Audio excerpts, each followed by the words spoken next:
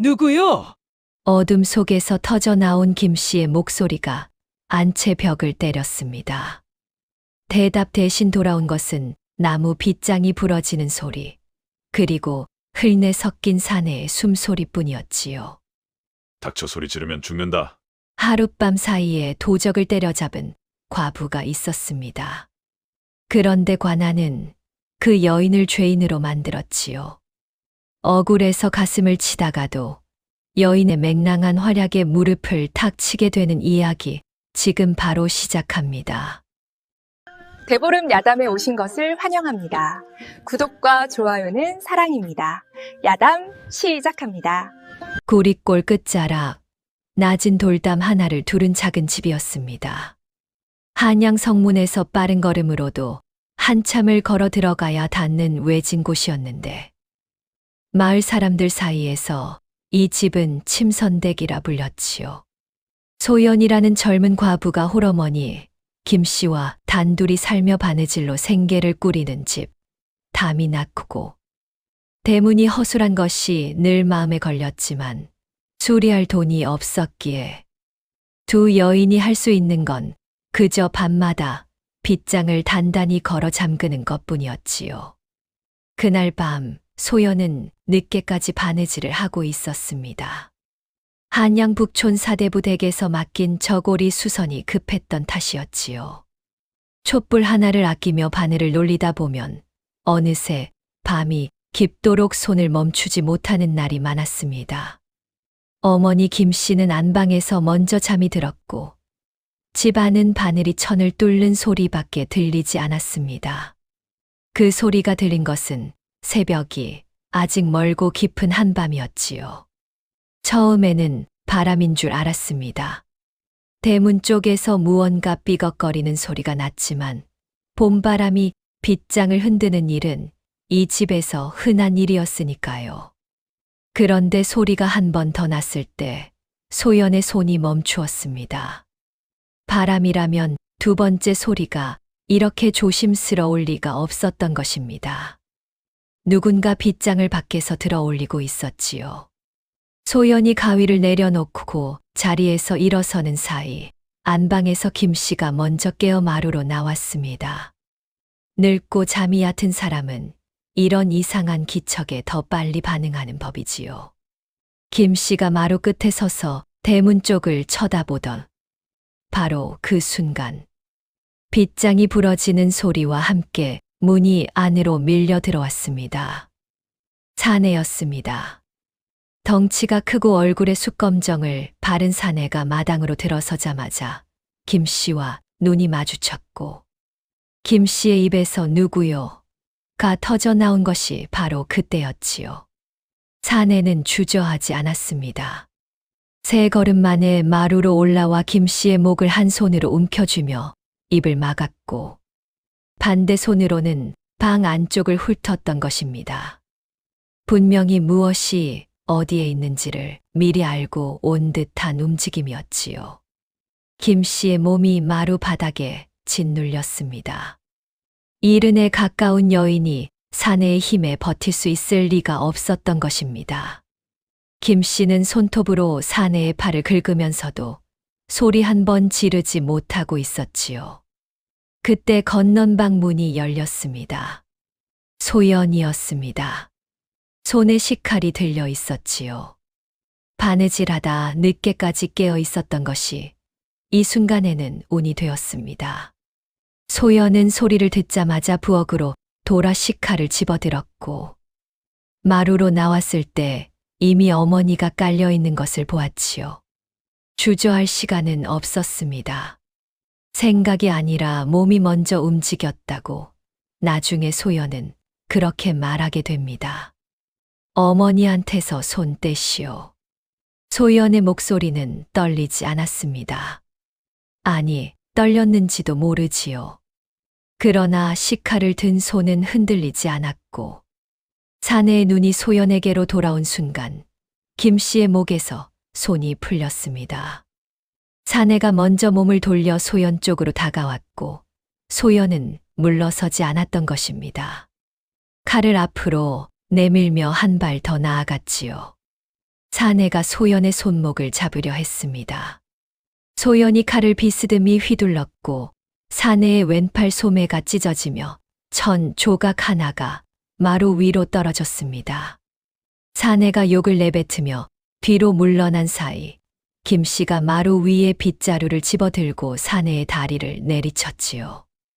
위에서 칼, 아래에서 빗자루. 사내가 균형을 잃고 마당으로 굴러 떨어졌습니다. 소연이 마당으로 뛰어내렸습니다. 사내가 일어서기 전에 등 위에 올라타 칼을 목 옆에 대고 움직이지 못하게 눌렀고 김 씨가 뒤따라 나와 밧줄을 가져왔지요. 사내의 손을 등 뒤로 묶는데 걸린 시간은 길지 않았습니다. 바느질로 단련된 소연의 손이 이번에는 사람을 묶는 데 쓰인 것이었지요. 김 씨가 대문 밖으로 나가 소리를 질렀고 이웃집 사내가 나와 포졸을 불러왔습니다. 포졸 둘이 마당에 들어섰을 때 박만쇠라는 이름의 그 사내는 엎드린 채 묶여 있었고 소연은 식칼을 내려놓은 채 어머니 곁에 서 있었지요. 포졸이 사내를 일으켜 세웠고 끌려나가면서 박만쇠는 고개를 돌려 소연을 보았습니다. 웃고 있었습니다. 이가 드러나게 웃는 얼굴이 횃불빛에 비쳤고 그 입에서 흘러나온 말은 이것이었지요. 이 집 여인들 곧 다시 보게 될 거요. 포졸이 사내를 끌고 나간 뒤에도 그 웃음은 마당에 남아있는 듯 했습니다. 소연은 문을 닫으려다 멈추었는데 빗장이 부러져 있었던 탓이었지요. 그날 밤 소연과 김 씨는 부엌 식칼을 마루 옆에 두고 앉아서 날이 밝기를 기다렸습니다. 도적은 잡혔는데 안도감은 오지 않았고 그 사내가 왜 웃었는지가 머릿속을 떠나지 않았던 것입니다. 도적을 제압한 것은 소연이었습니다. 그런데 왜 끌려가는 쪽이 웃고 이긴 쪽이 잠을 이루지 못하는 것이었을까요? 그 이유를 소연이 알게 되기까지는 며칠이 걸리지 않았습니다. 소연의 사정을 알려면 몇 해를 거슬러 올라가야 합니다. 소연은 본래 양반가의 딸이었지요. 아버지는 성균관에서 학문을 익혔으나 벼스론이 없어 평생 훈장 노릇으로 식구를 먹여 살렸고 어머니 김 씨는 바느질과 살림에 밝은 여인이었습니다. 아버지가 세상을 떠난 뒤 혼인한 남편 윤재마저 3년 만에 병으로 잃었고 자식 없는 과부에게 시간은 냉담했지요.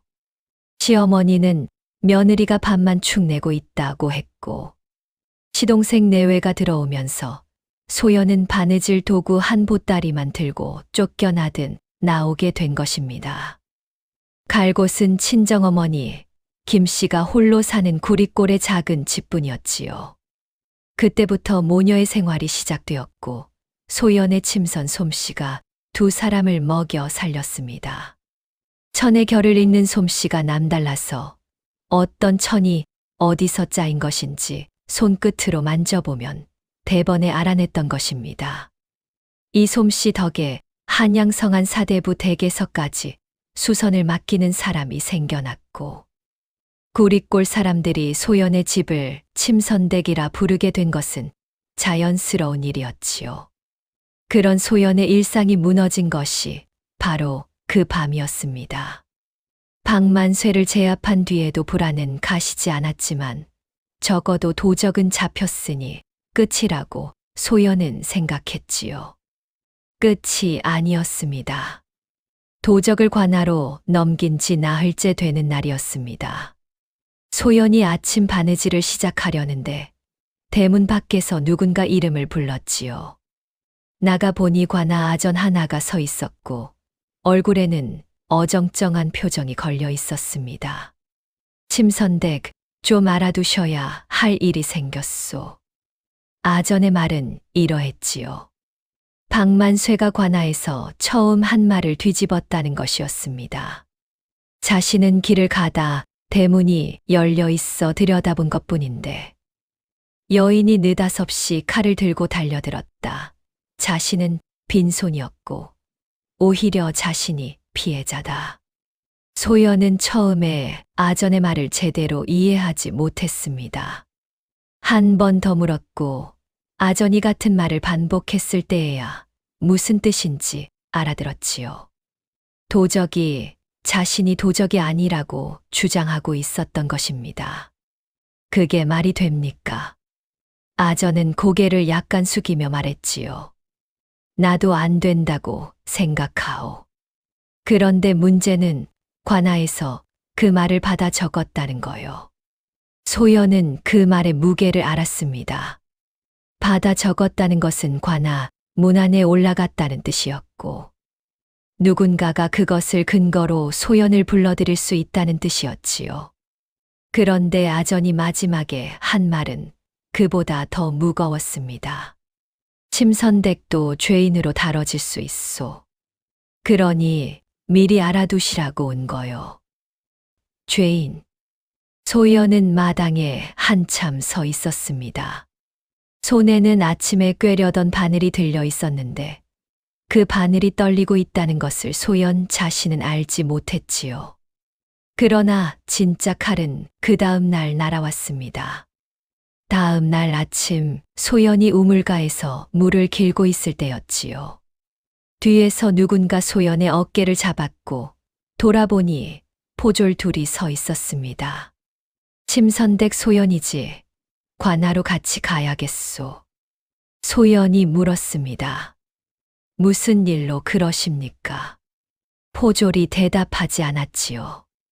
대신 소연의 팔을 잡고 길을 걸었는데 우물가에 있던 마을 안악선엇이 그 장면을 다 보고 있었던 것입니다. 과부가 포졸에게 끌려가는 모습.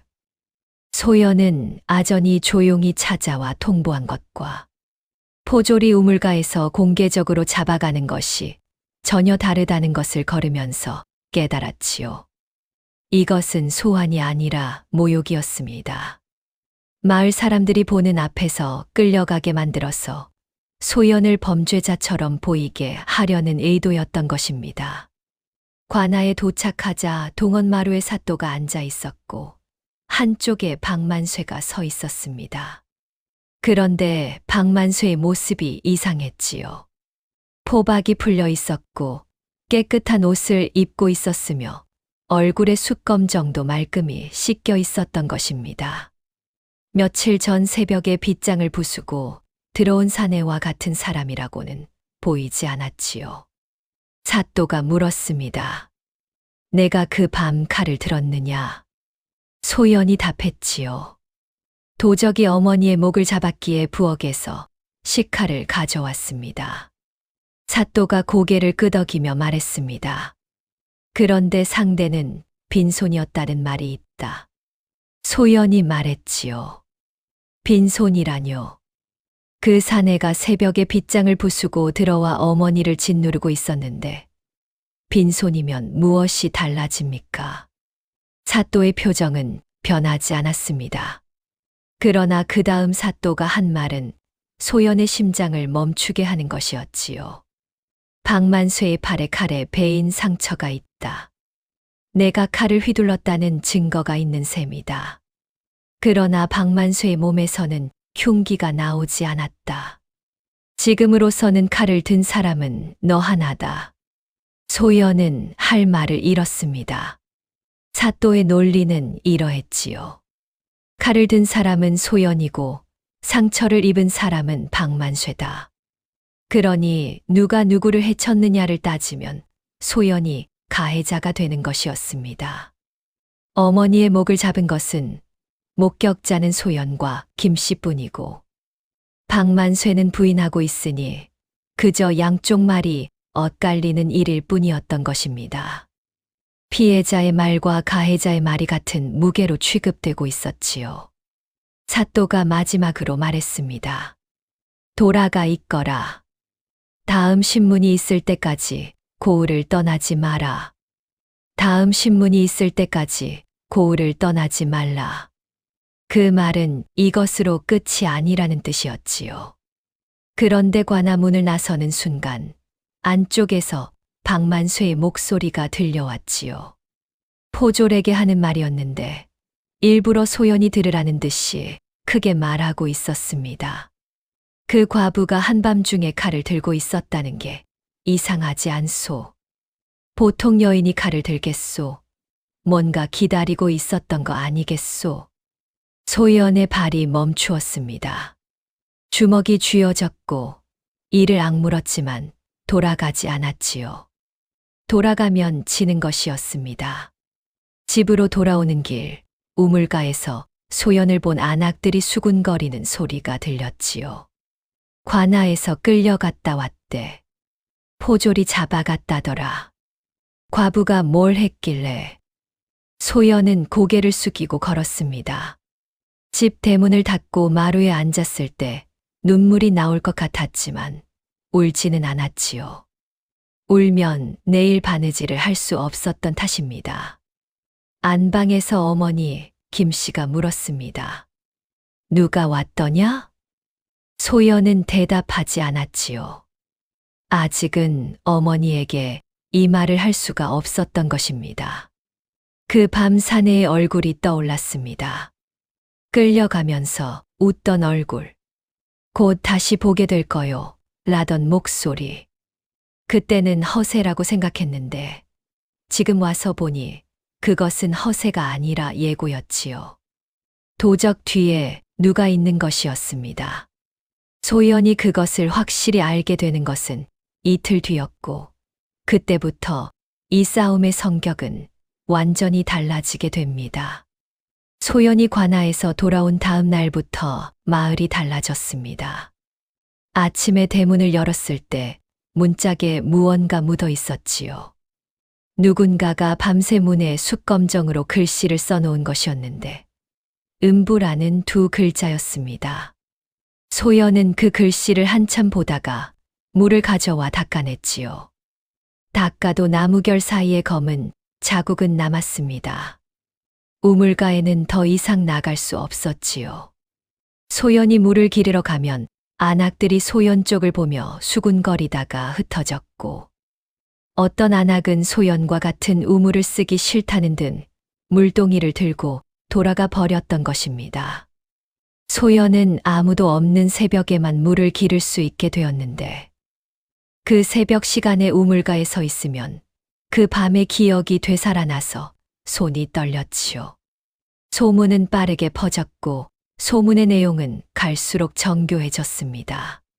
처음에는 과부가 칼을 들었다더라였던 것이 며칠 뒤에는 한밤중에 사내가 과부 집에 들어간 거면 둘 사이에 뭐가 있었던 거 아니냐로 바뀌었고 닷새 뒤에는 과부가 사내를 불러들여 놓고 일이 틀어지니까 도적으로 몰았다로 완성되어 있었지요.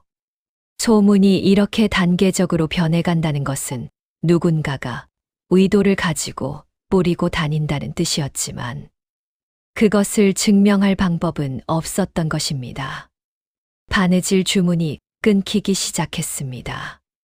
먼저 끊긴 것은 북촌 사대부 댁이었지요. 하인이 와서 수선 중이던 저고리를 회수해 갔는데 소연이 이미 절반 넘게 바늘을 넣어둔 상태였습니다. 품삯은 물론 없었지요. 그 다음은 장터 포목상이었고 그 다음은 마을 이장댁이었습니다. 이장댁 마님은 직접 와서 일감을 가져가면서 이렇게 말했지요. 나도 미안한데 관아에 불려간 사람한테 옷을 맡기면 우리 집도 이상하게 볼까 봐서. 소연은 아무 말도 하지 않았습니다. 말에서 달라질 것이 없었던 탓이지요. 일주일 만에 소연의 바느질 방에는 새 일감이 하나도 남지 않았습니다. 수입이 끊긴 것이었지요. 쌀은 닷새치가 남아 있었고 김씨의 약은 사흘 뒤면 떨어질 예정이었습니다. 그런데 진짜 타격은 마을이 아니라 관아에서 왔지요. 소연이 관아에서 신문을 받고 돌아온 지 엿새째 되는 날, 아전 하나가 또 찾아왔습니다. 이번에는 소연을 부르러 온 것이 아니라 어머니 김씨를 부르러 온 것이었지요. 공문서에는 이렇게 적혀 있었습니다. 사건 당시 현장에 있었던 김 씨를 증인 겸 관련자로 소환한다. 소연이 아전에게 말했지요. 어머니는 지금 자리에서 일어나지도 못합니다. 제가 대신 나가면 안 됩니까? 아전이 고개를 저으며 말했습니다. 본인이 직접 나와야 하오. 사또의 명이오. 나오지 않으면 관명을 어긴 죄가 더해지오. 관명을 어긴 죄. 몸이 아파서 나가지 못하는 것조차 죄가 되는 것이었지요. 소연은 아전이 건넨 공문서를 읽다가 맨 아래에서 낯선 이름을 발견했습니다. 이 건의 처리를 지시한 상급 관원의 이름이었는데 차익수라는 새 글자였지요. 소연도 그 이름을 들어본 적이 있었습니다. 시가에 있던 시절 한양 사대부가 사람들 입에 오르내리던 이름이었으니까요. 그러나 그 차 판관이 자신의 사건과 무슨 관련이 있을 거라고는 꿈에도 생각하지 못했던 것입니다. 이웃에 사는 늙은 목수 한 영감이 그 이름을 듣고 얼굴이 굳어졌지요. 차익수, 차판관 말이냐? 한 영감의 말에 따르면 차익수는 한성부 판관 자리에 있으면서 한양 외곽 일대 송사까지 손을 뻗친 자였습니다. 표면적으로는 송사를 중재하는 관원이었지만 실상은 달랐지요. 10여 년 전부터 한양 외곽의 땅을 사들이고 있었는데 가난한 집에 세금을 물리거나 송사를 걸어 궁지에 모은 뒤 헐값에 땅을 넘기게 하는 수법이었던 것입니다. 구리골 북쪽의 옛 논밭 대부분이 이미 차판관의 손에 들어가 있었고 아직 넘어가지 않은 땅 중에 가장 탐나는 자리가 바로 소연의 집터였지요. 한 영감이 목소리를 낮추며 말했습니다. 그 도적놈이 차판관 사람이 아닐까 싶구나. 소연은 그제야 모든 것이 연결되는 것을 느꼈지요. 박만쇠가 집 구조를 미리 알고 온 듯이 움직였던 것, 잡혀가면서 웃었던 것, 처음 한 말을 뒤집은 것, 관아가 거짓 진술을 문안에 올린 것, 도적은 혼자가 아니었고 뒤에서 줄을 잡고 있는 사람은 관아 위에 앉아 있는 자였던 것입니다. 그런데 차판관은 김씨 소환으로 끝내지 않았지요.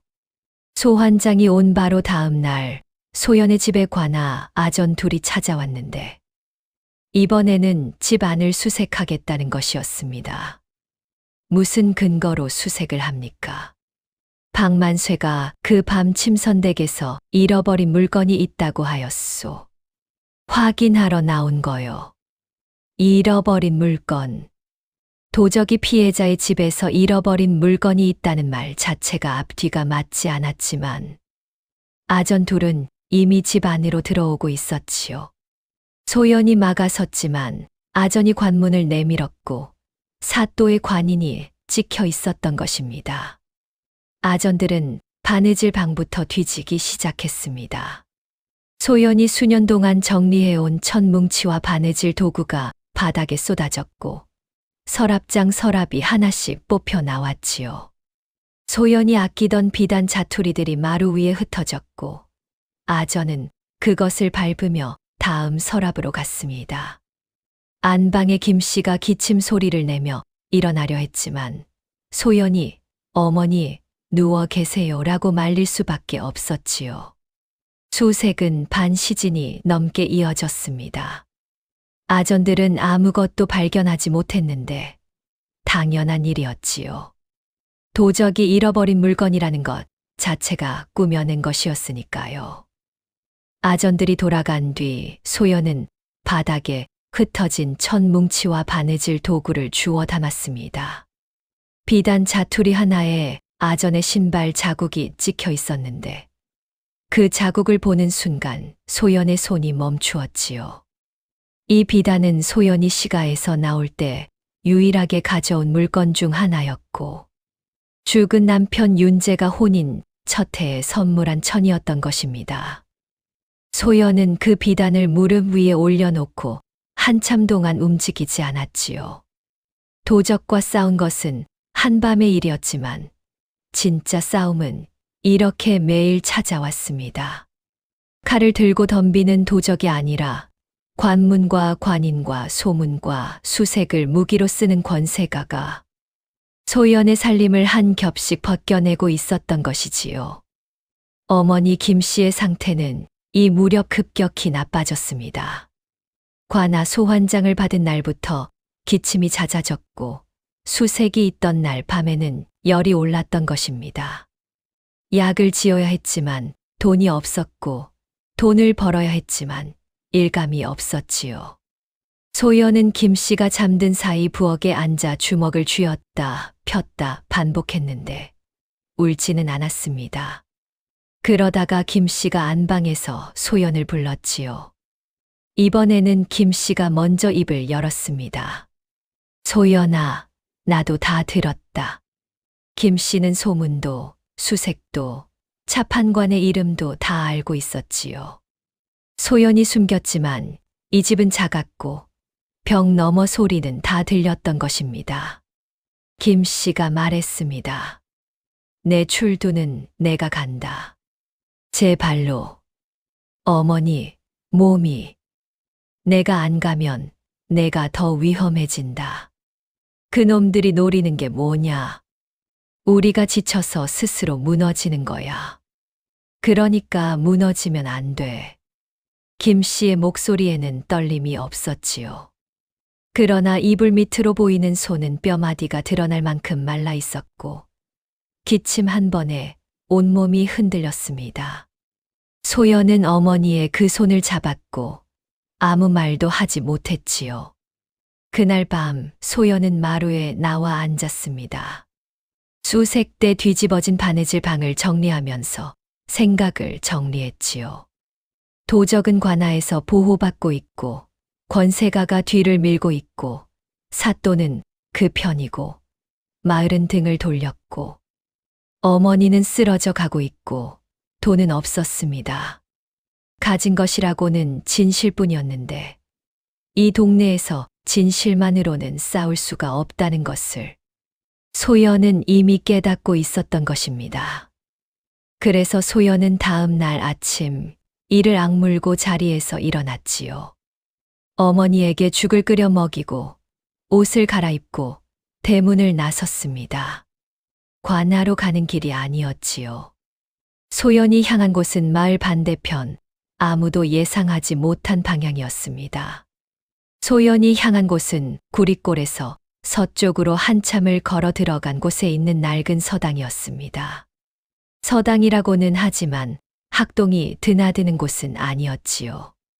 이미 몇 해 전에 문을 닫은 빈 건물이었던 것입니다. 그런데 그 건물의 한쪽 방에 사람이 하나 살고 있었는데 이형이라는 늙은 설이었지요. 설이란 관아에서 문서를 다루는 하급 관원을 말하는 것인데 이형은 30년 넘게 관아에서 일하다가 몇 해 전에 물러난 사람이었습니다.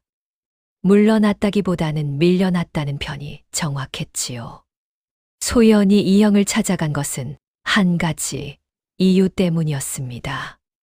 이형은 소연의 죽은 남편 윤재의 아버지, 그러니까 소연의 시아버지와 어린 시절 벗이었던 사람이었지요. 윤재가 살아있을 때 몇 번 집에 들른 적이 있었고 소연에게 어려운 일이 있으면 찾아오너라 라고 말한 적이 있었던 것입니다. 물론 그것은 어른이 아랫사람에게 의뢰하는 인사치레였을 수도 있었지만 지금 소연이 기댈 곳은 그 인사치레밖에 없었지요. 서당 마당에 들어섰을 때 이형은 처마 밑에 앉아 먹물로 무언가를 적고 있었습니다.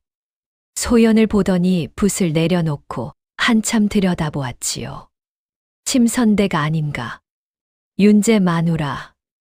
소연은 고개를 숙여 인사했고 이형은 방 안으로 들어오라는 손짓을 했습니다. 소연은 처음부터 끝까지 말했지요. 도적이 들어온 밤부터 시작해서 박만쇠가 말을 뒤집은 일, 관아의 죄인 통보, 차판관 차익수의 이름이 공문서에 있었던 것, 마을 소문, 일감이 끊긴 것, 어머니의 출두명까지 빠짐없이 이야기했던 것입니다. 이형은 중간에 한 번도 말을 끊지 않았고 소연이 다 말한 뒤에도 한참 동안 입을 열지 않았지요. 이형이 마침내 입을 연 것은 소연이 차익수라는 이름을 다시 한 번 꺼냈을 때였습니다. 차익수. 그놈이 또 그러고 있구나. 또 라는 말에 소연이 고개를 들었지요. 이형의 표정이 달라져 있었습니다. 인사치레를 하는 늙은이의 얼굴이 아니라 30년 관아 생활을 한 사람의 얼굴이었던 것입니다. 이형의 이야기는 이러했지요. 차익수는 10여 년 전 판관직에 부임한 뒤로 한양 외곽 일대의 땅을 체계적으로 사들여 왔는데 그 방법은 한결같았습니다. 먼저 대상을 고르지요. 대체로 돈이 없고 힘이 없는 집, 과부나 노인이 사는 집, 뒤를 봐줄 친척이 없는 집이었습니다. 그 다음 빌미를 만들었지요.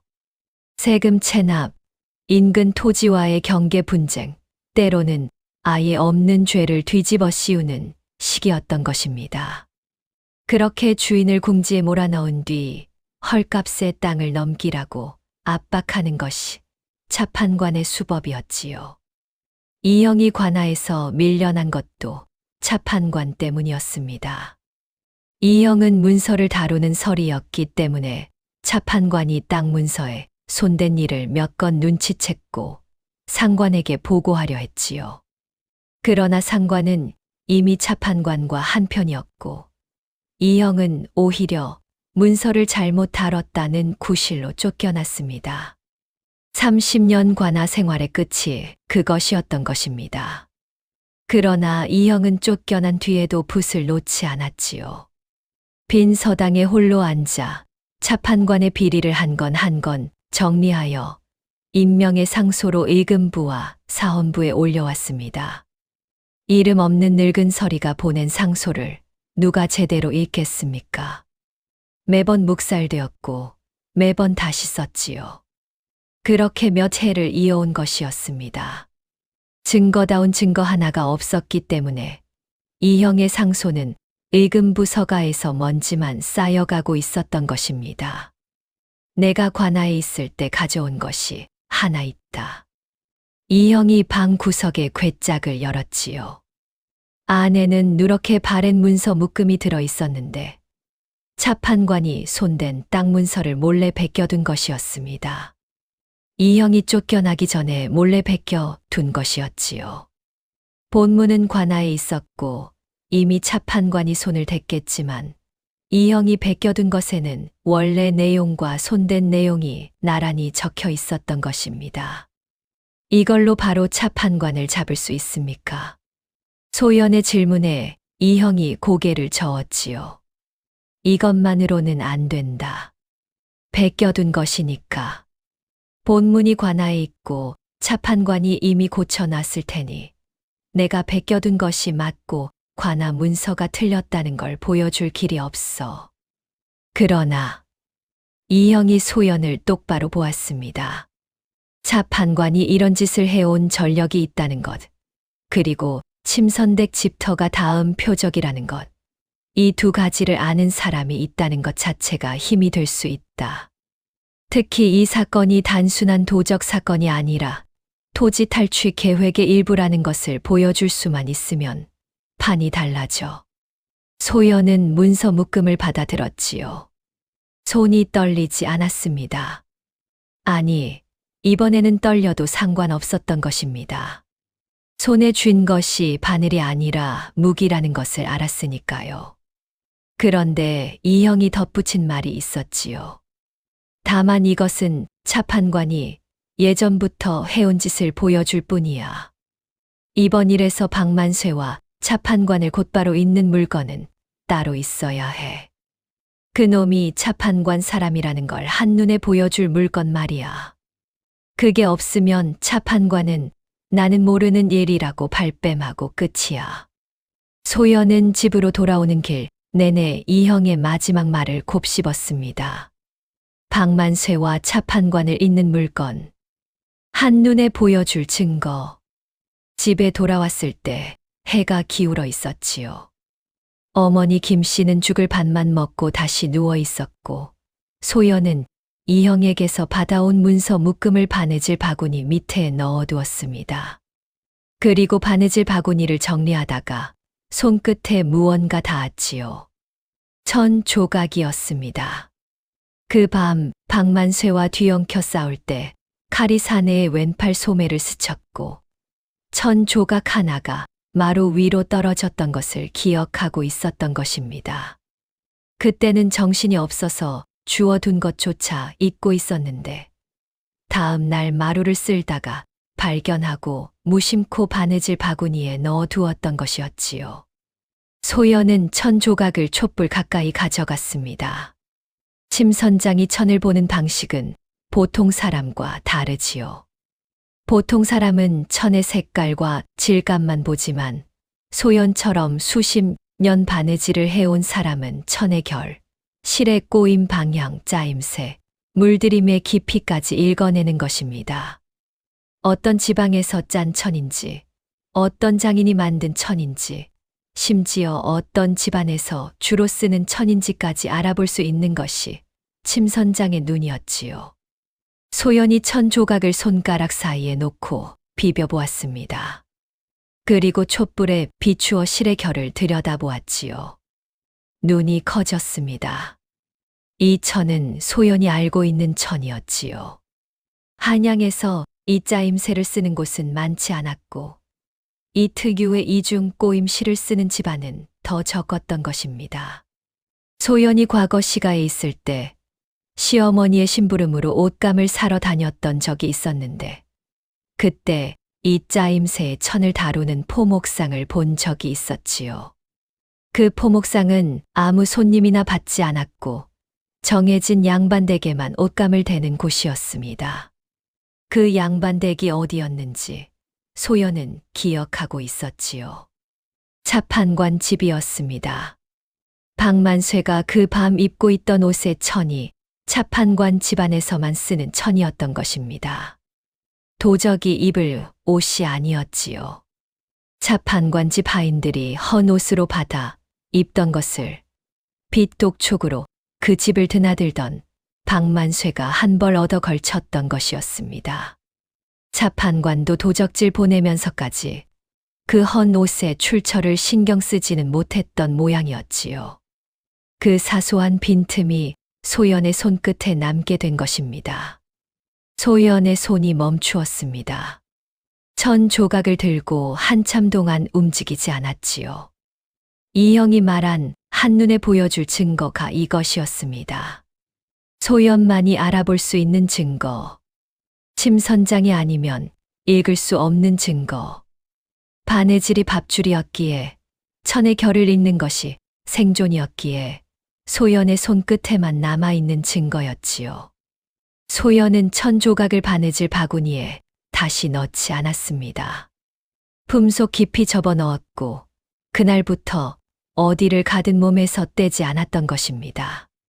그리고 혼잣말을 했지요. 아직은 아니다. 아직은. 그 말에는 두 가지 뜻이 담겨 있었습니다. 아직은 이 증거를 꺼낼 때가 아니라는 것, 그리고 꺼낼 때가 반드시 온다는 것이었지요. 소연은 촛불을 끄고 어머니 곁에 누웠습니다. 오랜만에 잠이 왔는데 그것은 안도감 때문이 아니라 싸울 수 있다는 것을 알게 된 사람만이 가지는 종류의 고요함이었던 것입니다. 손에 쥔 것이 있다는 감각. 그것이 소연에게 그 밤 이후 처음으로 눈을 감을 수 있게 해주었지요. 그러나 차판관도 가만히 앉아 있지는 않았습니다. 소연이 이형을 만나고 온 것을 차판관이 알게 되기까지는 하루도 걸리지 않았고, 그 다음 수가 떨어진 것은 그로부터 사흘 뒤였지요. 차판관의 다음 수는 소연이 예상한 것보다 훨씬 교활했습니다. 사흘 뒤 관아에서 세 번째 아전이 찾아왔는데 이번에는 출두명이 아니었지요. 아전이 가져온 것은 소장이었고 그 내용은 이러했습니다. 소연이 자신을 거짓으로 도적으로 몰았다며 소연을 무고로 걸어 관아에 소장을 올렸다는 것이었지요.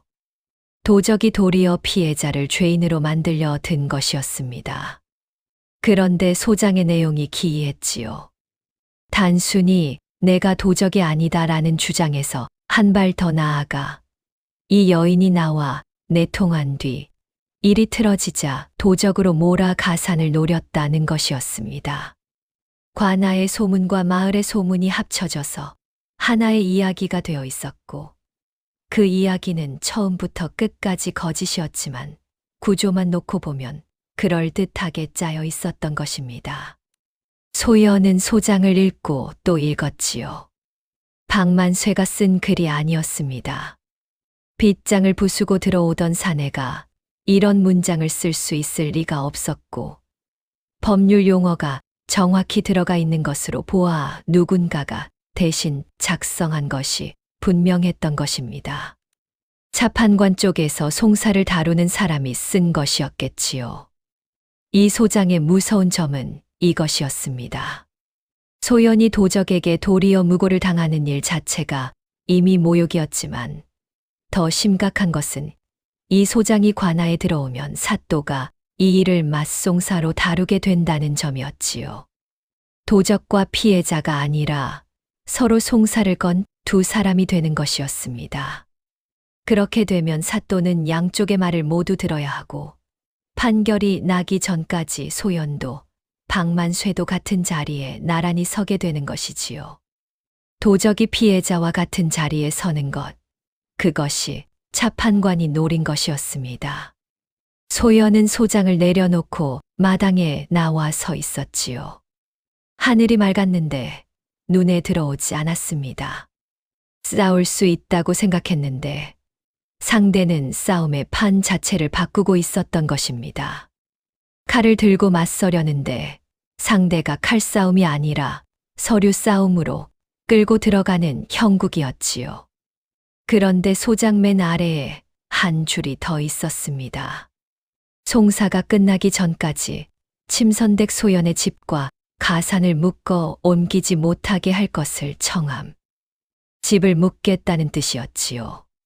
송사가 끝나기 전까지 소연이 집을 팔거나 옮기지 못하게 하겠다는 것인데 겉으로는 송사가 끝날 때까지 집을 그대로 지켜두겠다는 것이었지만 속뜻은 정반대였던 것입니다. 집이 묶이면 소연은 꼼짝할 수 없고 송사가 길어질수록 살림은 바닥나고 결국 견디지 못하고 스스로 집을 내놓게 만드는 것이었지요. 차판관의 수법이 처음부터 이것이었다는 것을 소연은 그때 비로소 완전히 이해했습니다. 박만쇠는 처음부터 도적질이 목적이 아니었던 것이지요. 들어가서 뭔가를 훔쳐오라는 명이 아니라 들어가서 일을 벌이고 잡혀라는 명이었을 가능성이 높았습니다. 잡히면 말을 뒤집고 뒤집으면 소문을 퍼뜨리고 소문이 퍼지면 무고를 걸고 무고가 들어가면 집을 묶고 집이 묶이면 과부가 버틸 수 없게 되고 버틸 수 없으면 헐값에 내놓게 되는 것. 처음부터 끝까지 하나의 그림이었지요. 소연은 마당에 쪼그리고 앉았습니다. 무릎에 얼굴을 묻었고 한참 동안 움직이지 않았던 것입니다. 그날 저녁 어머니 김 씨가 안방에서 소연을 불렀지요. 김 씨는 소연이 숨기고 있는 것을 알고 있었습니다. 아전이 올 때마다 소연의 얼굴이 달라지는 것을 보았고 바느질 방에서 혼자 앉아 있는 시간이 길어지는 것도 보았지요. 일은 가까운 나이에 몸은 약해졌어도 눈은 아직 밝은 사람이었던 것입니다. 다 말해라. 소연은 이번에는 숨기지 않았지요. 박만쇠가 올린 소장의 내용, 집이 묶일 수 있다는 것, 차판관이 처음부터 집터를 노리고 이 모든 일을 꾸민 것으로 보인다는 것까지 전부 말했습니다. 그리고 이형을 만난 일과 땅 문서 베낀 것을 받아온 것, 천 조각의 정체를 알아본 것도 말했지요. 김 씨는 다 듣고 나서 한참 천장을 보았습니다. 기침이 올라오는 것을 참으면서 숨을 고르는 것이 보였고, 소연은 어머니가 무슨 말을 할지 기다렸지요. 김 씨가 입을 열었습니다. 내가 관아에 나간다. 어머니, 그 말씀은 이미, 아니, 전에는 증인으로 불려가는 것이었지. 이번에는 다르다. 내가 직접 나가서 내 입으로 그 반미를 말해야 해. 김 씨의 논리는 이러했지요. 소연이 아무리 진실을 말해도 관아는 소연을 당사자로 보고 있으니 소연의 말은 자기 변호로 치부될 수 있었습니다. 그러나 김 씨는 이 사건의 목격자이자 또 다른 피해자였던 것이지요. 그 밤 목을 잡힌 것은 김 씨였고, 박만쇠가 빈손이 아니었다는 것을 증언할 수 있는 사람도 김 씨였습니다. 소연이 혼자 나가면 과부의 일방적 주장이 되지만, 모녀가 함께 나가면 두 사람의 증언이 서로를 뒷받침하게 되는 것이었지요. 나는 그놈의 손이 내 목을 잡는 걸 느꼈어. 그 손의 힘을, 그 놈의 냄새를 내 몸이 기억하고 있다. 관아에서 그걸 말해야 해. 내 입으로. 소연은 어머니의 말을 듣고 있었는데 반대할 수가 없었습니다. 김 씨의 말이 맞았던 것이지요. 그리고 김 씨의 눈에 지금 떠 있는 것은 두려움이 아니라 분노였습니다. 일은 가까운 여인이 새벽에 목을 잡혔고, 그런데도 그 여인에게 관아가 하는 말이 너도 죄인이 될 수 있다였던 것이지요. 병상에 누운 사람이 일어서겠다고 하는 것은 몸의 힘이 아니라 분노의 힘이었습니다. 소연이 고개를 끄덕였지요. 그리고 말했습니다. 그러면 제대로 나가야 합니다. 증거를 들고. 그날 밤 소연은 잠들지 않고 준비를 했지요. 먼저 이영에게서 받아온 땅 문서 베낀 것을 펼쳐 정리했습니다. 이것만으로는 이번 일에 곧바로 이어지는 증거가 되지는 못하지만 차판관이 예전에도 같은 짓을 해왔다는 정황을 보여주는 데는 쓸 수 있었지요. 이영이 말한 대로 이 일이 그저 도적이 든 사건이 아니라 땅을 빼앗으려는 큰 그림의 한 조각이라는 것을 보여주는 자료였던 것입니다. 그 다음 품속에서 1000 조각을 꺼냈지요. 이것이 핵심이었습니다. 박만쇠가 입고 있던 옷에서 뜯긴 이 1000 조각이 차판관 집안에서만 쓰는 천이라는 것을 보일 수 있으면 박만쇠와 차판관을 곧바로 잇는 고리가 만들어지는 것이었지요. 그러나 문제가 있었습니다. 이 천의 출처를 알아볼 수 있는 것은 소연뿐이었고, 관아에서 소연의 말을 믿어줄 보장이 없었던 것이지요. 침 선장이니까 천을 안다는 주장을 사또가 받아들일까? 차판관이 옆에 앉아 있는 자리에서 소연은 한 가지를 더 생각해냈습니다. 천의 출처를 소연의 말로만 증명하는 것이 아니라 실물로 견주면 되는 것이었지요. 차판관 집안에 옷감을 대는 포목상의 천을 구해서 나란히 놓으면 짜임새와 실의 꼬임이 같다는 것을 누구라도 눈으로 확인할 수 있었던 것입니다. 문제는 그 포목상의 천을 어떻게 구하느냐였지요. 소연은 시가에 있을 때 그 포목상을 몇 번 가본 적이 있었지만 지금은 시가와 인연이 끊긴 상태였습니다. 그러나 소연에게는 침선장으로서의 이름이 남아 있었지요. 마을에서는 등을 돌렸지만 한양성안 포목상들 사이에서 소연의 솜씨는 여전히 알려져 있었던 것입니다. 다음 날 아침 소연은 한양성안으로 들어갔지요. 곧장 포목상 거리로 가지는 않았습니다. 그 포목상은 아무 손님이나 받지 않는 곳이었으니 소연이 직접 찾아가도 문전에서 돌려보내질 게 뻔했던 것입니다. 소연이 찾아간 곳은 한양 안쪽 어느 조용한 골목에 자리한 작은 침선방이었지요. 침선장 박씨라는 노부인이 운영하는 곳으로 소연이 시가에 있던 시절 시어머니, 심부름을 다니며 몇 번 인사를 나눈 사이였습니다. 박 씨는 한양 사대부가의 까다로운 옷감을 다루는 일이 많았고 그 귀한 천을 다루는 포목상에도 직접 드나들 수 있는 몇 안 되는 사람 중 하나였던 것이지요. 소연이 박 씨의 침선방에 들어서자 박 씨는 한참 만에 소연을 알아보았습니다. 소연이 깊이 인사를 올리고 부탁을 꺼냈지요. 어르신께서 다루시는 천다운데 한 가지 짜임새가 있습니다. 이중으로 꼬운 실에 짙은 남색 물을 들인 천이지요. 그 천 자투리가 손가락 한 마디만큼이라도 있다면 내어주시기를 청합니다. 사정은 묻지 말아 주십시오. 다만 한 사람의 목숨이 걸린 일이라고만 말씀드리겠습니다. 박 씨는 한참 동안 소연을 들여다보았습니다. 침선장끼리는 천을 다루는 손과 눈으로 서로의 진심을 읽는 법이었지요. 박 씨가 말없이 자리에서 일어나 안쪽 서랍을 뒤졌고 잠시 뒤 작은 천 조각 하나를 꺼내 소연에게 건넸습니다. 이것이 무엇에 쓰일지는 묻지 않겠다. 그러나 내가 침선으로 살아온 사람이니 천을 헛되이 쓰지는 않을 게다. 소연은 두 손으로 받았지요. 침선장에서 침선장으로 말없이 건너가는 손길이었습니다. 소연은 집으로 돌아와 두 천 조각을 나란히 놓고 견주어 보았지요. 실에 꼬임 방향, 짜임의 간격, 물들임의 농도, 같은 곳에서 나온 천이라는 것이 한눈에 보였습니다.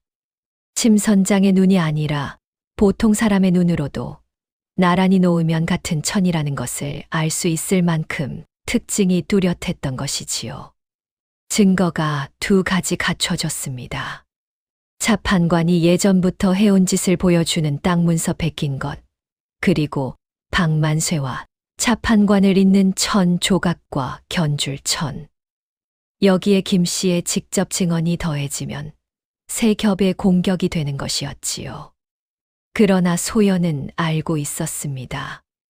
이 모든 것을 들고 관아에 나가도 사또가 차판관 편인 이상 정상적인 판결을 기대하기 어렵다는 것을. 관아의 신문은 형식이었고 차판관이 앉아있는 자리에서 사또가 차판관에게 불리한 판결을 내릴 리가 없었던 것이지요. 그래서 소연은 한 가지를 더 해야 했습니다. 다음 날 아침 어머니에게 죽을 끓여드리고 소연은 다시 길을 나섰지요. 이형을 다시 찾아갔던 것입니다.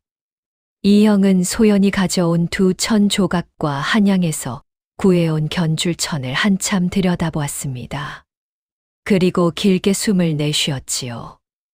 내가 10년을 기다린 물건이 바로 이거다. 소연이 이형을 쳐다보았지요. 이형이 말을 이었습니다. 나는 쫓겨난 뒤에도 차판관의 비리를 정리해서 의금부에 상소를 올려왔다. 몇 해를 그랬어. 그런데 매번 묵살당했지. 왜인지 아느냐? 증거가 없었기 때문이다. 베껴둔 문서는 베껴둔 것이라 한계가 있고 내 증언은 쫓겨난 서리의 원한으로 치부됐어. 그런데 이 천 조각은 다르다. 천이 같은 곳에서 나왔다는 물증이야. 이건 묵살할 수가 없다. 이형이 자리에서 일어나 괴짝에서 낡은 종이 한 장을 꺼내왔지요. 어느 한양 서리의 이름이 적혀 있었습니다. 내가 관아에 있을 때 함께 일하던 것이다. 지금은 의금부에서 서리 노릇을 하고 있지. 이 사람을 통하면 상소가 묵살되지 않고 높은 분 눈에 들어갈 수 있다. 그리고 한 가지 더 중요한 것이 있어. 이형이 목소리를 낮추었지요. 한양에서 암행어사 하나가 경기 일대 땅 송사를 조사하러 내려왔다는 말을 며칠 전에 그 벗으로부터 들었다.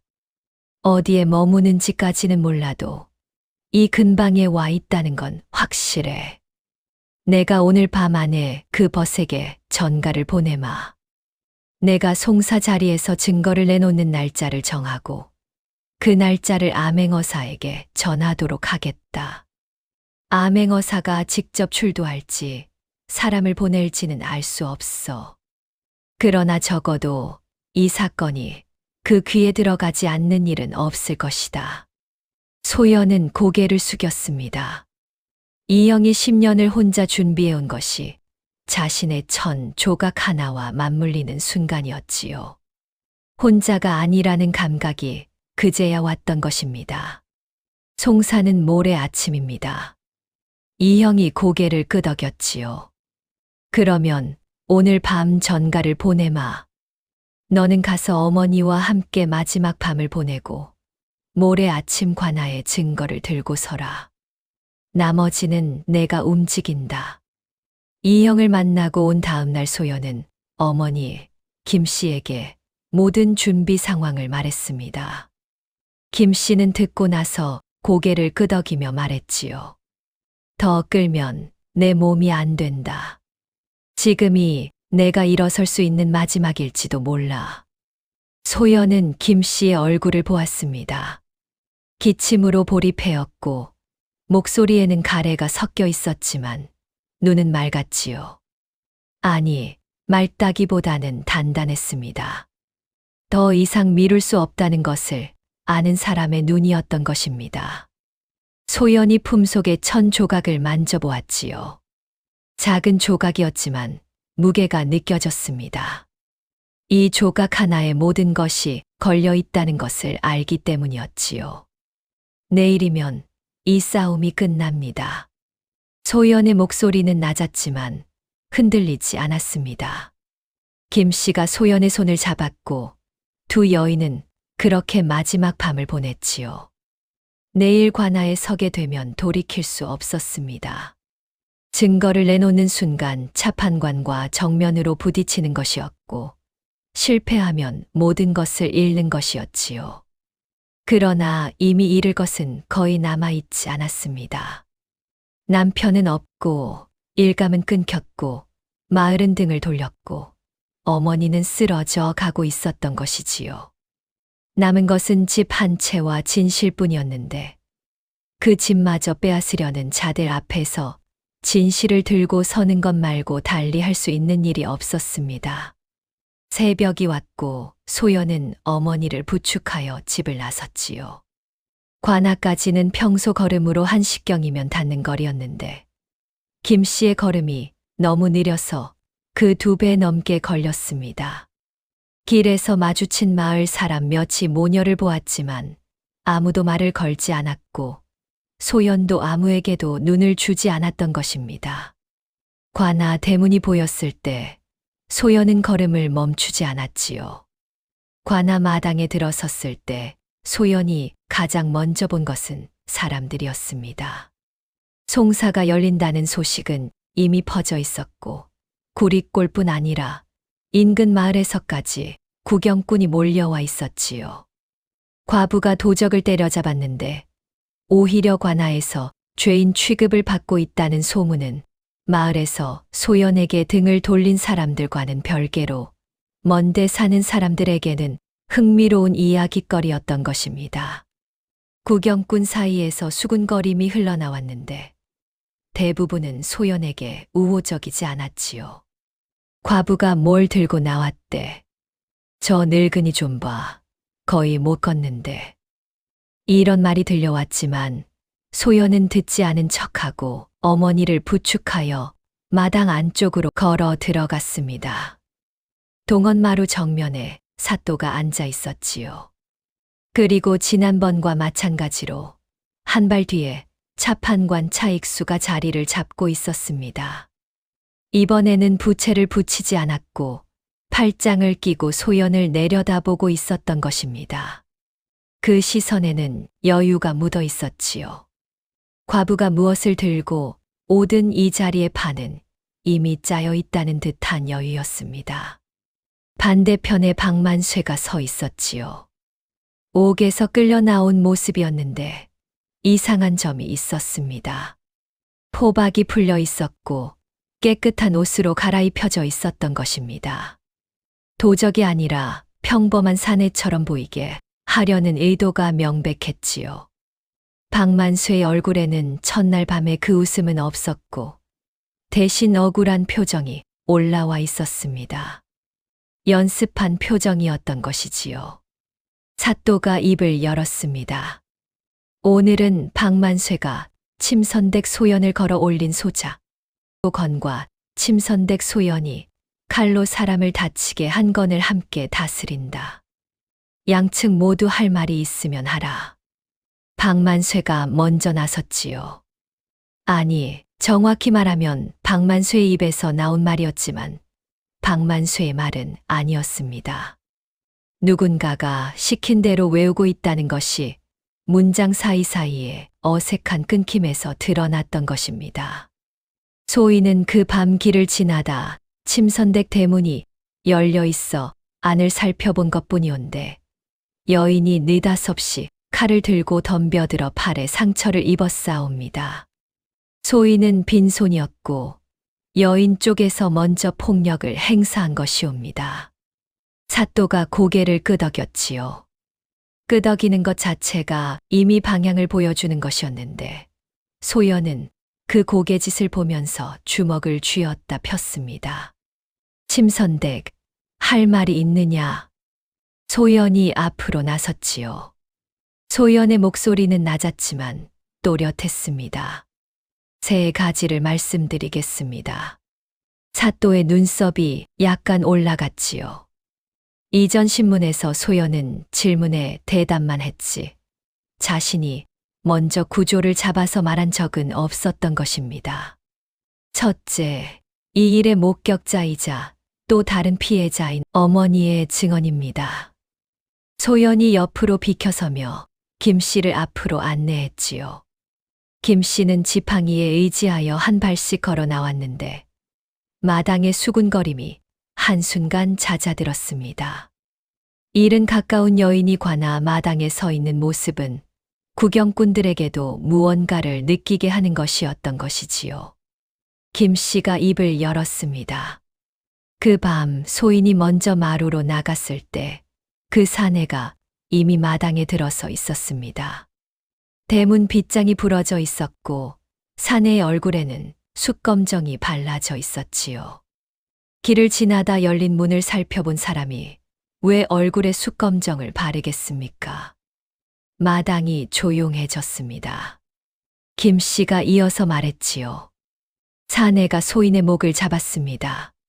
한 손으로 입을 막고 다른 손으로 방 안쪽을 훑었지요. 빈손이라 했사온데 빈손으로 노파의 목을 잡고 짓누르면 그것은 빈손입니까? 흉기입니까? 김 씨의 기침이 올라왔지만 참고 계속했습니다. 소인의 목에 아직 자국이 남아 있습니다. 김 씨가 잠시 머뭇거리더니 부끄러움보다 분함이 앞서는 듯 옷깃을 살짝 벌려 목을 보였지요. 늙고 약한 살이라 그런지 사내의 손가락이 눌렀던 자리에 흐릿한 자국이 아직 가시지 않고 남아 있었고 그것을 본 구경꾼 사이에서 웅성거림이 일었습니다. 사또의 표정이 약간 굳었지요. 차판관이 팔짱을 풀고 자세를 바꾸었습니다. 박만쇠가 고개를 숙이고 바닥을 바라보았습니다. 소연이 다시 앞으로 나섰지요. 둘째, 차판관 차익수 어른이 예전부터 해오신 땅 거래에 대한 문서입니다. 마당의 공기가 바뀌었습니다. 차판관의 이름이 송사 자리에서 나올 것을 아무도 예상하지 못한 것이었지요. 사또의 눈이 커졌고 차판관의 얼굴이 처음으로 굳어졌습니다. 소연이 이형에게서 받아온 문서 묶음을 꺼내 사또 앞에 내밀었지요. 이 문서에는 차판관 어른께서 한양 외곽 일대의 땅을 사들이신 내력이 담겨 있사온데 원래 문서와 관하에 올라간 문서의 내용이 다른 것이 여럿 있습니다. 소인의 집터가 차판관 어른의 다음 차례라는 것은 이 동네에서 모두가 아는 일이 없고 이번 일이 그저 도적이 든 사건이 아니라 소인의 집터를 빼앗기 위한 큰 그림의 한 조각일 수 있다는 점을 살펴주시기 바랍니다. 차판관이 자리에서 벌떡 일어났습니다. 이것이 무슨 헛소리냐? 사또, 이 여인이 관원을 모함하고 있습니다. 어디서 나온지도 모를 문서를 가지고 소연이 차판관의 말을 끊지 않았지요. 차판관이 화를 내는 것 자체가 소연에게는 유리했습니다. 평소의 여유가 사라진 얼굴, 벌떡 일어서는 몸, 높아진 목소리. 구경꾼들이 그것을 보고 있었던 것이지요. 사또가 난처한 표정으로 차판관을 보았다가 소연을 보았다가 다시 차판관을 보았습니다. 상관의 눈치를 보는 것이 노골적이었고 구경꾼들도 그것을 알아채고 있었던 것이지요. 셋째, 소연의 목소리가 마당을 가로질렀습니다. 차판관이 말을 멈추었고 모든 시선이 소연에게로 돌아왔지요. 소연이 품속에서 1000 조각 2개를 꺼냈습니다. 하나는 그 밤 박만쇠의 소매에서 뜯긴 조각이었고 다른 하나는 박 씨에게서 받아온 견줄천이었지요. 2 조각을 나란히 손바닥 위에 올려놓고 사또 앞으로 내밀었습니다. 이것은 그 밤 도적의 옷에서 뜯긴 1000 조각이었고 이것은 차판관 댁의 옷감을 대는 포목상에서 나온 같은 천이옵니다. 한양에서 사대부가 옷감을 다루는 침선장 박씨께서 직접 내어주신 것이옵니다. 소연이 2,000 조각을 나란히 들어 올렸지요. 실의 꼬임을 보시옵소서. 보통 천은 실을 한 방향으로만 꼬지만 이 천은 이중으로 꼬여 있습니다. 이 짜임새로 천을 짜는 곳이 한양에서 셋뿐이 없고 그중 이 짙은 남색 물을 들이는 곳은 단 한 곳이옵니다. 그 한 곳이 바로 차판관 댁의 옷감을 대는 포목상이옵니다. 마당이 완전히 조용해졌습니다.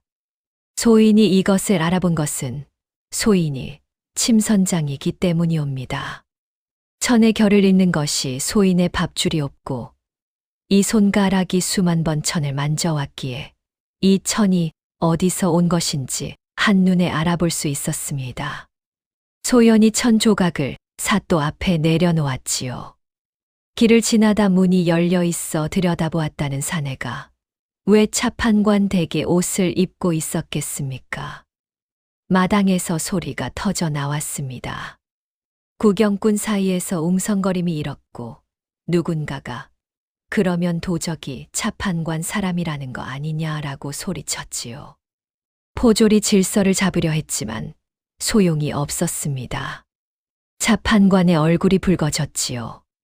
사또에게 다가가 무언가를 낮은 목소리로 말했는데 사또의 표정이 더 난처해졌습니다.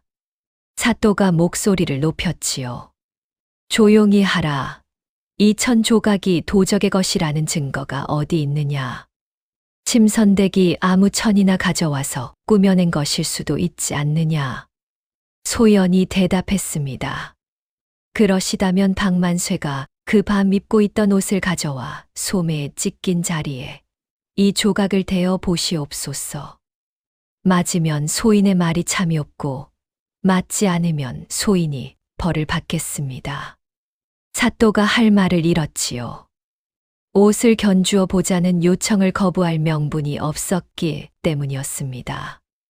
거부하면 사또가 증거 확인을 막은 것이 되고 수락하면 차판관에게 불리한 결과가 나올 수 있었던 것이지요.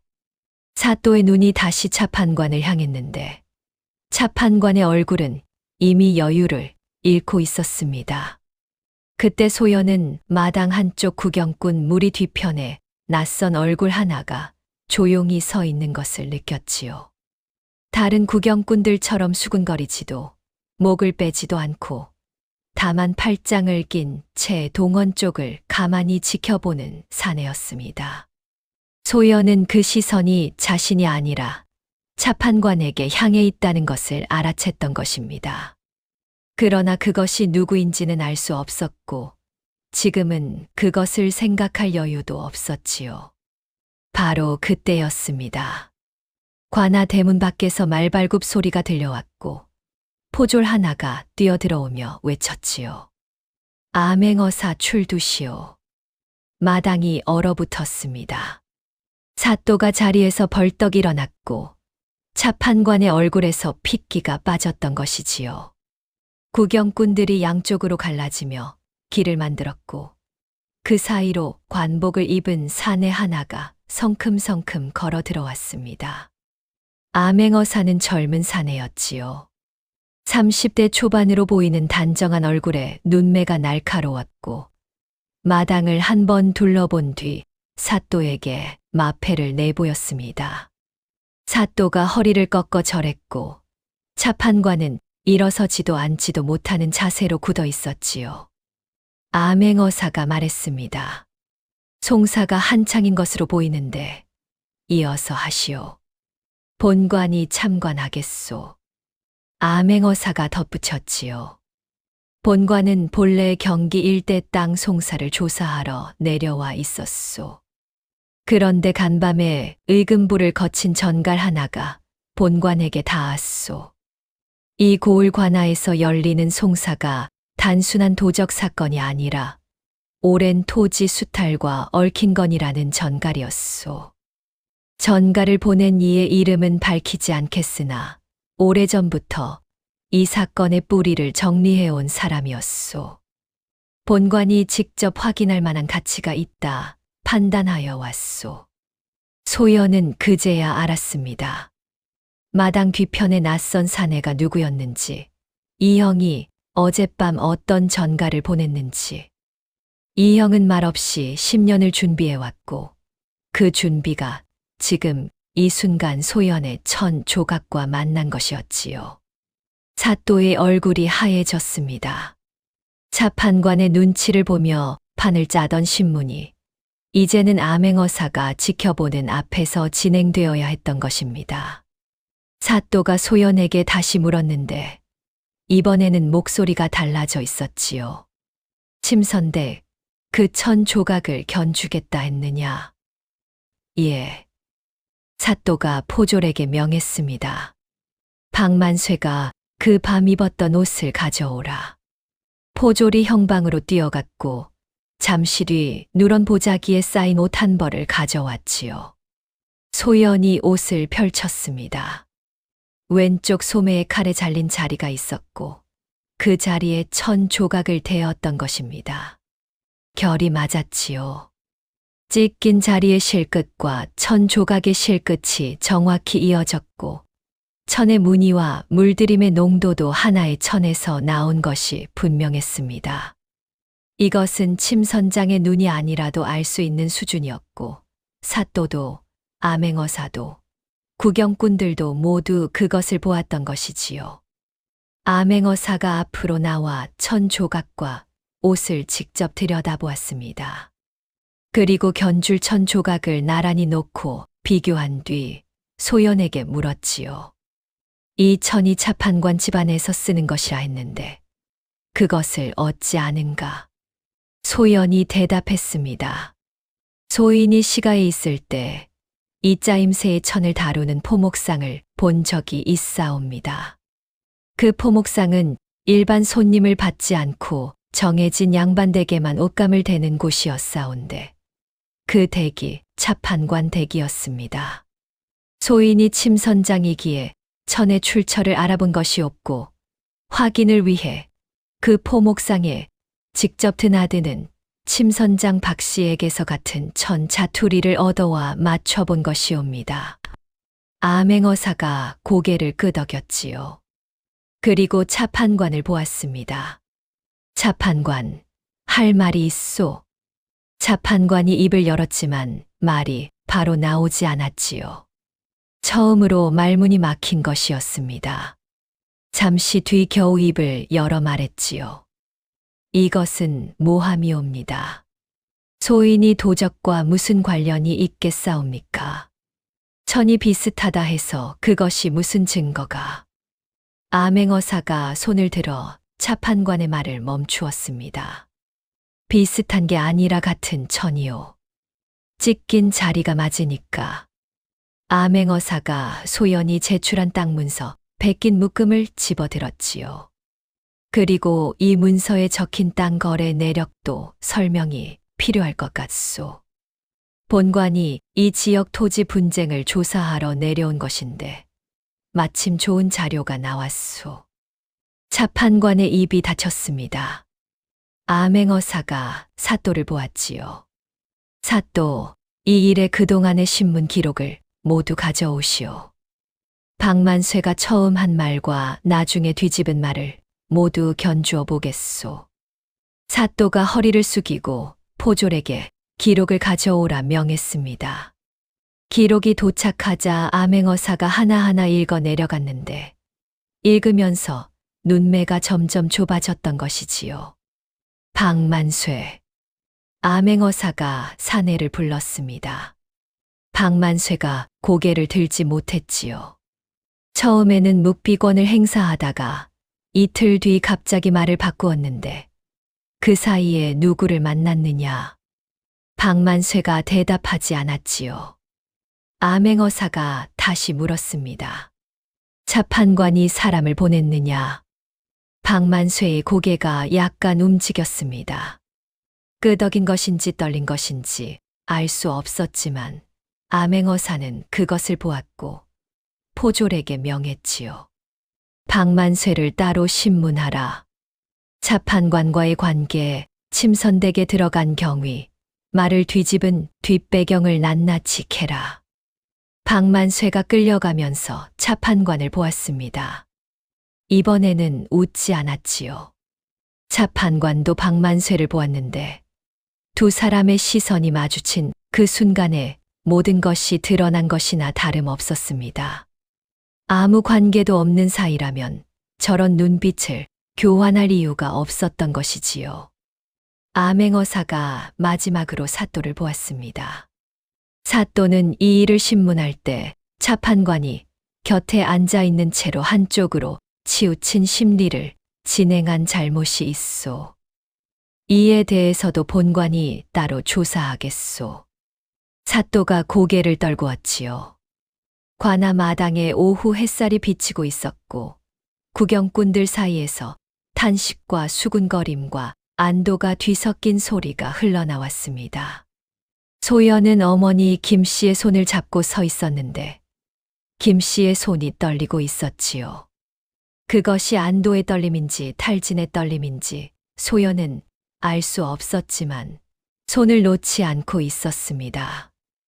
암행어사가 소연에게 다가왔지요. 그리고 물었습니다.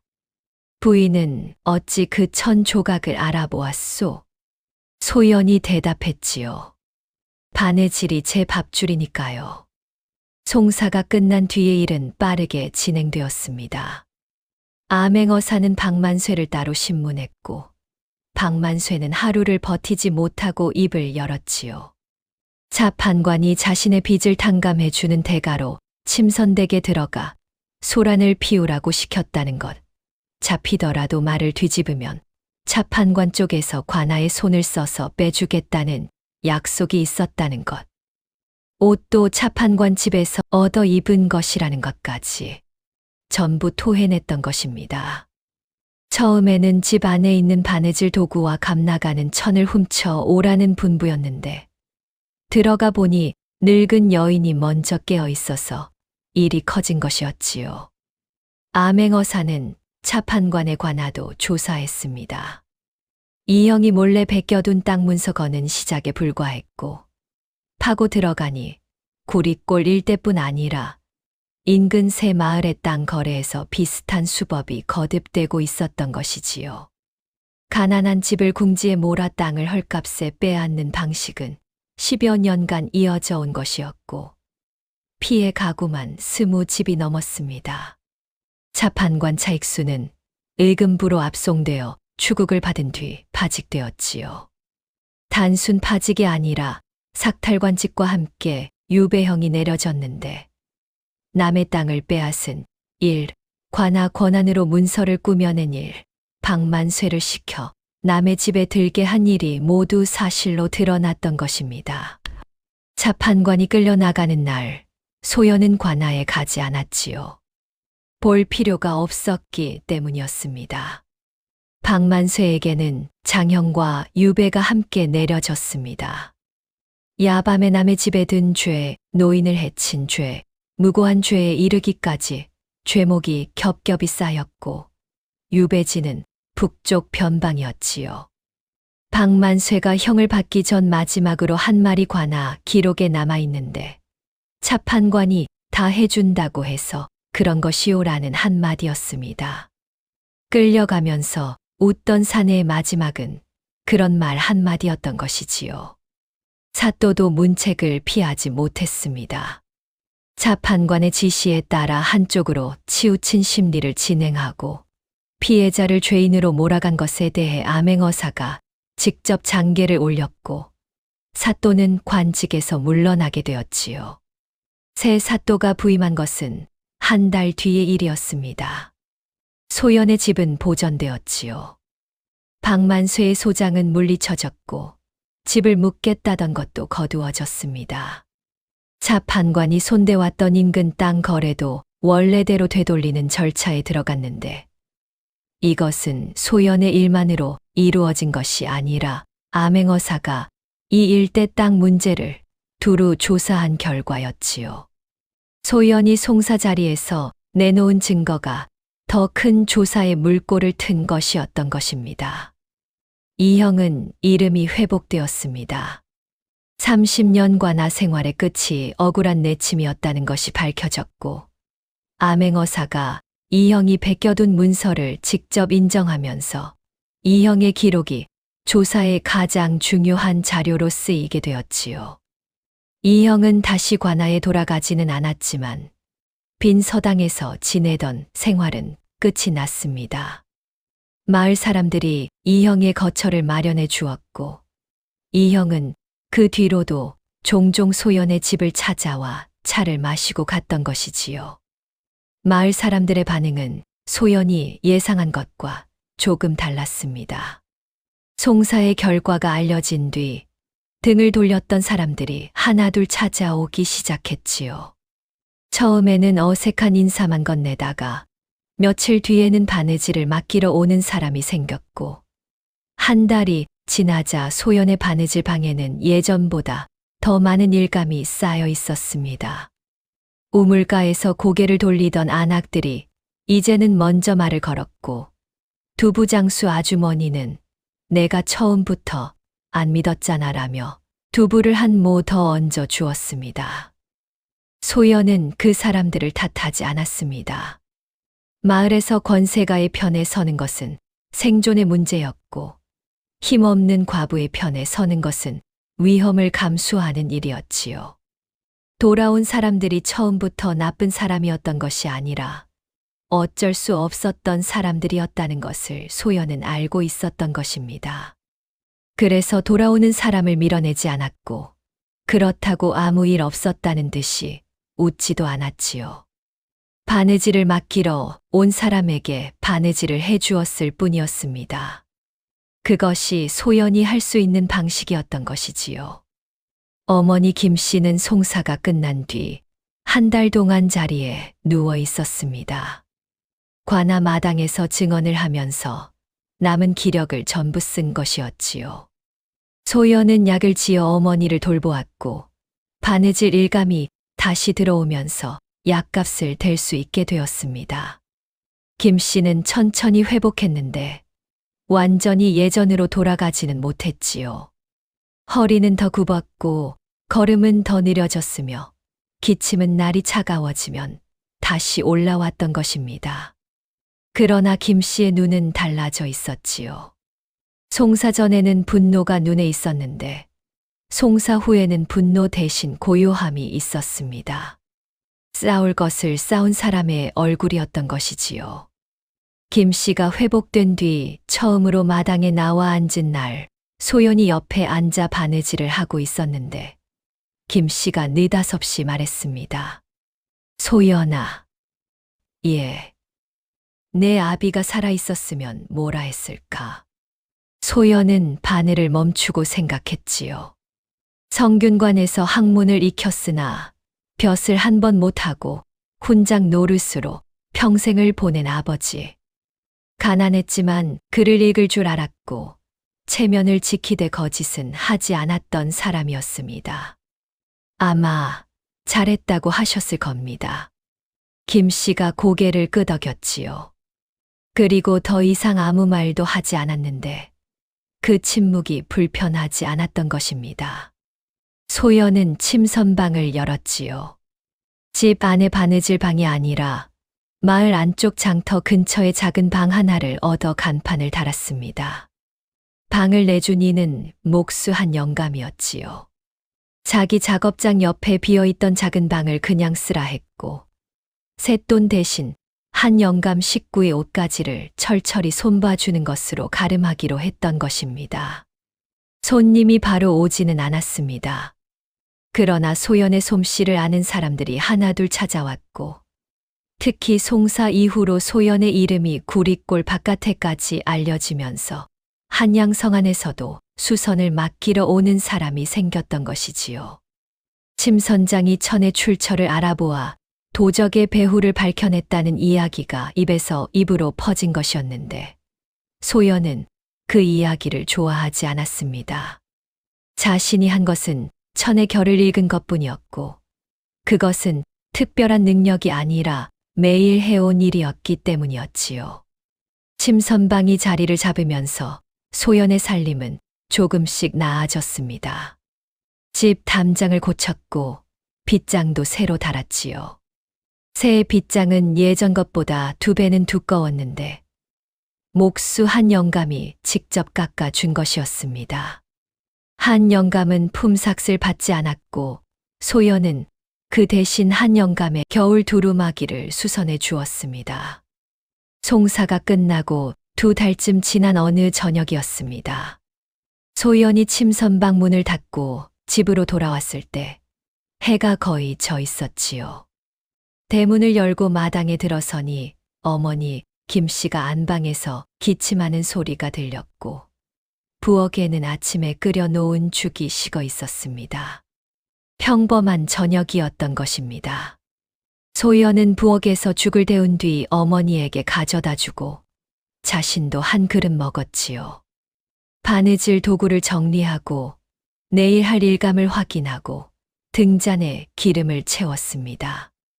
모든 것이 그 밤 이전과 같은 일상이었는데 하나만 달랐던 것이지요. 소연이 마지막으로 대문을 닫으러 나갔을 때 빗장을 거는 손이 잠깐 멈추었습니다. 새 빗장은 단단했지요. 한 영감이 깎아준 참나무 빗장은 웬만한 힘으로는 부러지지 않을 것이었고 거기에 소연이 직접 쇠걸쇠를 하나 더 달아 놓았던 것입니다. 예전에는 빗장 하나였는데 지금은 빗장과 쇠걸쇠 2겹이었지요. 소연이 빗장을 걸고 쇠걸쇠를 내린 뒤 혼잣말을 했습니다. 그 밤 이후로 문 잠그는 법을 바꿨지요. 그 말에는 2가지가 담겨 있었습니다. 하나는 이겼지만 상처는 남는다는 것이었지요.